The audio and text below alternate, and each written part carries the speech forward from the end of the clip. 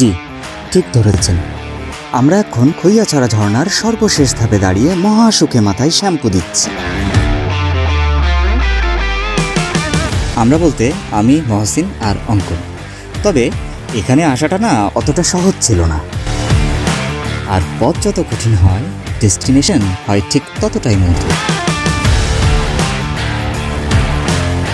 আচ্ছা, আগে বলি কিভাবে এত দূর আসলাম আর এত উপরেই বা কিভাবে উঠলাম। তারপর না হয় শ্যাম্পু দিয়ে শুরু করার কাহিনী বলবো। হ্যালো অঙ্কন। আসসালামু আলাইকুম ভাইয়া, কেমন আছেন? ওয়ালাইকুম আসসালাম, ভালো। কি অবস্থা ভাই? আলহামদুলিল্লাহ ভাইয়া। ভাইয়া কাইন্ডলি একটু মেসেঞ্জার চেক করবেন, আপনাকে একটা টেক্সট করেছি, তো দেখে আমাকে ডিসিশনটা দিয়েন প্লিজ। আচ্ছা আচ্ছা, ঠিক আছে, আমি দেখে জানাচ্ছি। ওকে, বাই বাই।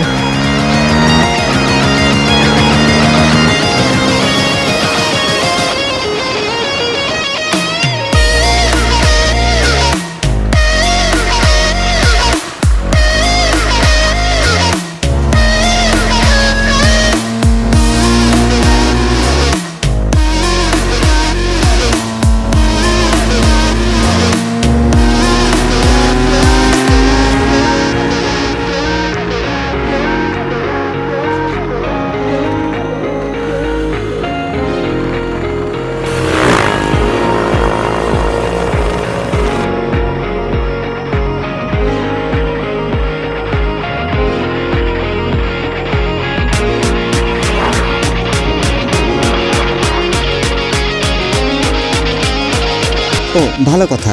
খৈয়াছড়া পৌঁছে ঠিক যেখান থেকে রেলের শুরু, ওখানে বেশ কিছু রেস্টুরেন্ট আছে।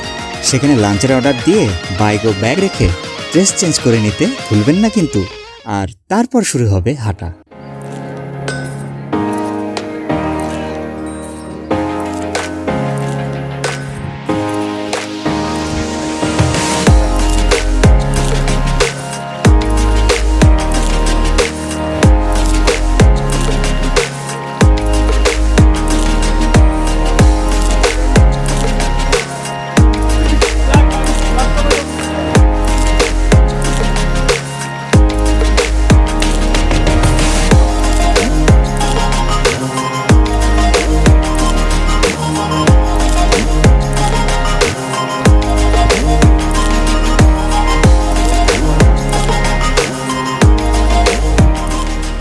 এরপর আপনি ঝিরিপথের দেখা পাবেন।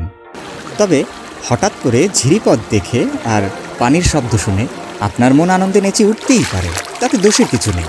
কিন্তু সাবধান, ঝিরিপথের পাথরগুলোতে এক অদৃশ্য ম্যাগনেট আছে, সোজা টেনে নিয়ে আপনার পা ভিজিয়ে দেবে।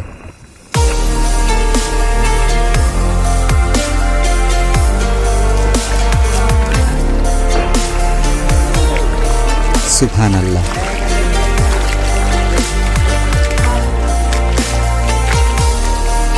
এখন আপনার সামনে দুটো পথ, ঝিরিপথ আর পাহাড়ি পথ। আমরা অবশ্য কোনোটাই বাদ দিইনি। আর এরপরের পথ একটু কঠিন, আর সে কারণেই আপনাকে বিশেষ সাবধানতা অবলম্বন করতে হবে।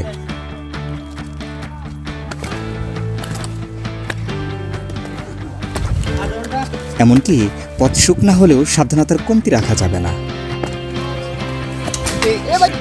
এই যে কেউ হয়তো গাছের গোড়াতে কাদা লাগিয়ে দিয়ে চলে গেছে।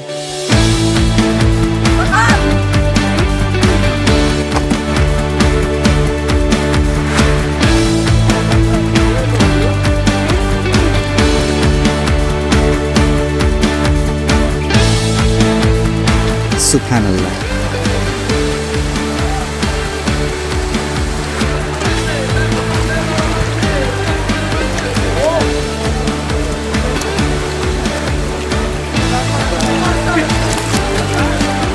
যাই হোক, ঝিরিপথের টানে যদি আপনি আপনার আবেগকে ধরে রাখতে না পারেন, তবে বসে পড়তে পারেন।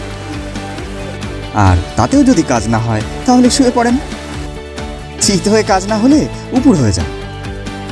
আর কোনোভাবেই যদি কাজ না হয়, তাহলে সামনে চলেন ভাই। সামনের পথ কিন্তু বেশ কঠিন।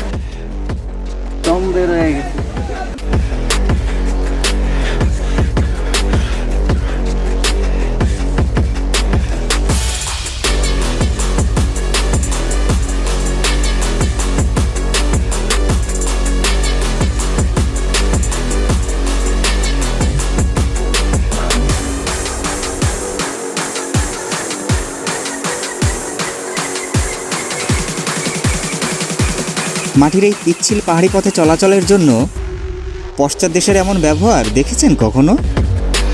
এখানে আসতে গেলে আপনাকে মানসিক ও আপনার পশ্চাৎ দেশের শারীরিক প্রস্তুতি নিয়ে আসতে হবে। ভুল করে ফেলছেন। পাথরের সাথে? সরি ভাইজান, পারবো না। তাহলে তো আমি বসতেই পারবো না। আর ছুটির অ্যাপ্লিকেশনে অসুস্থতার কারণ হিসেবে লিখবোটা কি? আগে সেটা বল।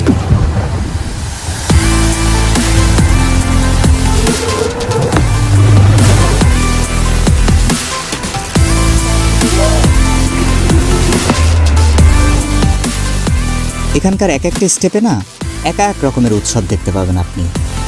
আর এখানে দাঁড়িয়ে আপনি আপনার লাইফের কোনো হ্যাপি মোমেন্টও না রিকল করতে পারবেন না, কারণ সম্ভবত আজকেই আপনি আপনার লাইফের হ্যাপিয়েস্ট ডে দেখতে যাচ্ছেন।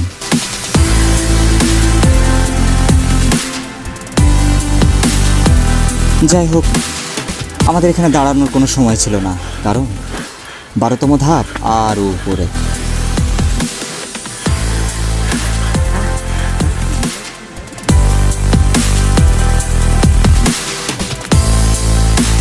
পাহাড়ি পথ, ঝোপঝাড়, ঝিরিপথ কিংবা কাদা, মানে রাস্তার এমন ভ্যারিয়েশন আপনাকে বোর হওয়ার কোনো সুযোগই দেবে না। আর আমরাও বোর হওয়ার খুব একটা সুযোগ পাইনি।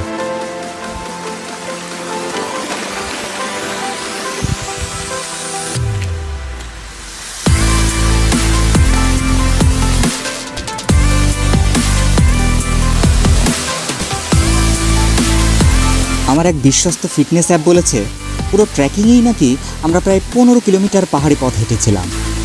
আর ইন্টারনেট বলেছে এই 12তম ধাপ নাকি প্রায় 2000 ফিট উপরে।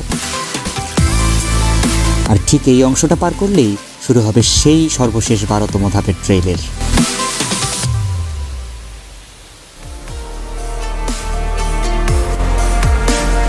একটা ইন্টারেস্টিং ব্যাপার কি জানেন? আমরা যে 12তম ধাপে পৌঁছে গেছি প্রথমে কিন্তু একদমই বুঝতে পারিনি।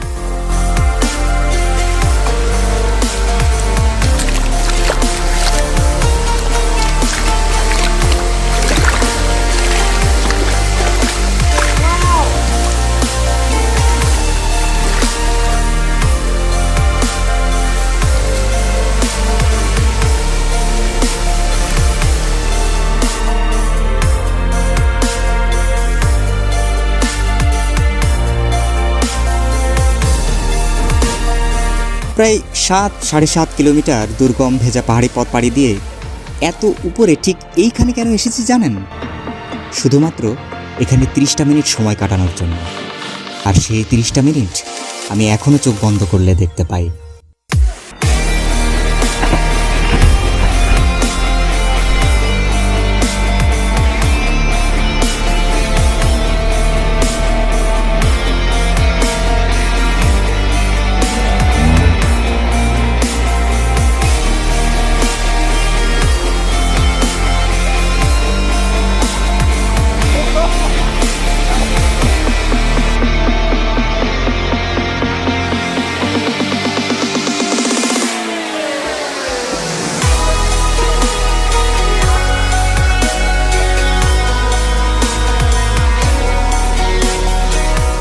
এখন ফেরার পালা।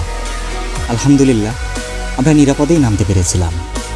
আচ্ছা, আর একটা কথা বলেন তো, 15 কিলোমিটারের এমন পাহাড়ি প্যাড়া নেওয়ার পর ক্ষুধাই বা কতটুকু লাগে, আর খাবার খেতেই বা কেমন লাগে? জি, আমাদের কাছেও লাঞ্চটা মোটামুটি বেহেস্ট লেভেলেরই লেগেছিল।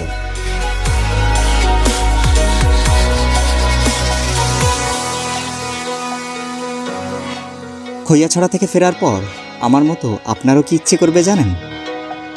এমন একটা সুন্দর বাংলাদেশে দীর্ঘদিন বেঁচে থাকার ইচ্ছে।